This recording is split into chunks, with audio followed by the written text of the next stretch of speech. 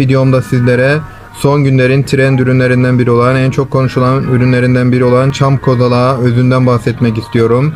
Piyasada çam kozalağı özü, çam kozalağı macunu, çam kozalağı şurubu ve çam kozalağı pekmezi isimlerinde farklı çam kozalağının özünden yapılmış farklı ürünler var. Hindistan başta olmak üzere diğer ülkelerde yıllardan beri çam ağacı ve çam ağacının kozalağı ve çam ağacının pürleri şifa kaynaklı olarak kullanılıyordu. Fakat Türkiye'de koronadan sonra özellikle hayatımıza hızlı bir giriş yaptı çam kozalağı ürünleri.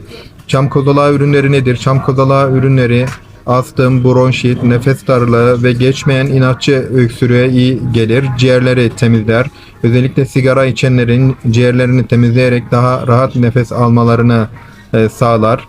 Son günlerdeki salgın hastalıklar, biliyorsunuz geçmeyen bir öksürük var. Birçok insan hasta.